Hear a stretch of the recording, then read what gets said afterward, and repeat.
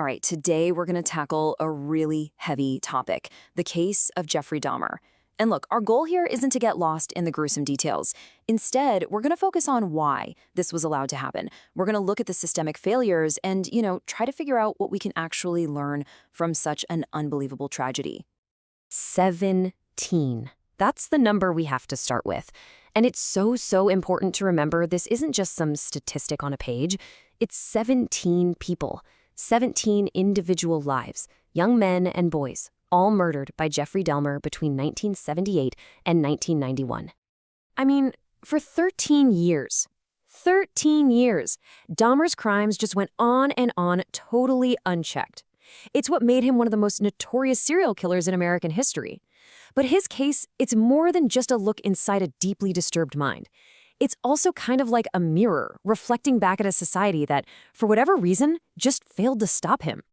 So yeah, the big question is, how did this even happen?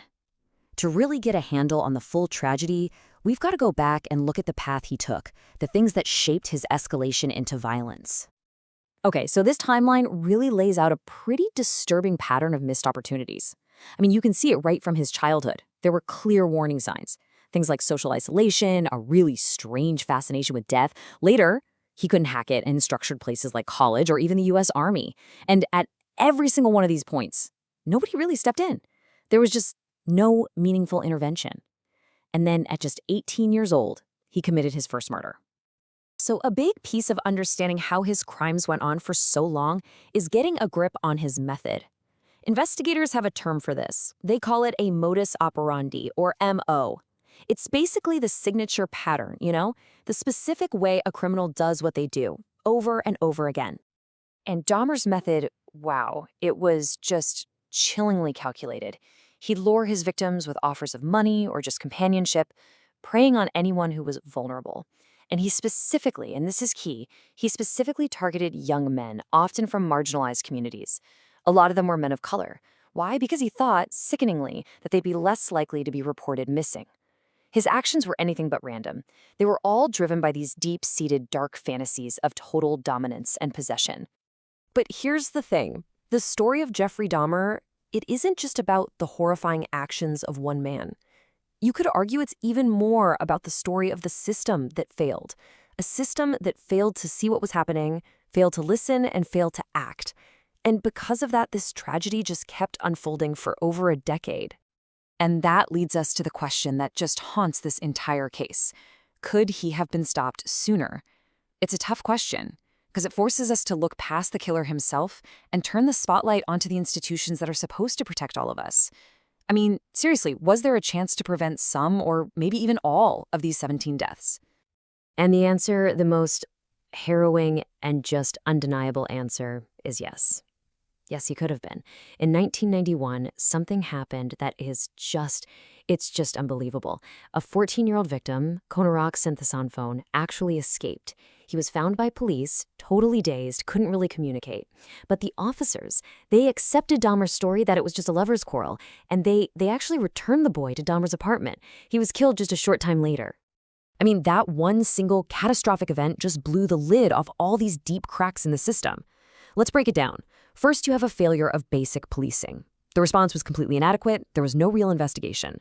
Then you have the social bias. The life of a young Laotian boy was basically dismissed, and they took the word of a white man instead. And on top of all that, it showed a massive failure in communication inside law enforcement itself. It was, without a doubt, the ultimate missed opportunity. So how was Dahmer finally caught? Well, it wasn't because of some brilliant police work, sadly. It was because another victim managed to escape and actually convince police something was terribly wrong.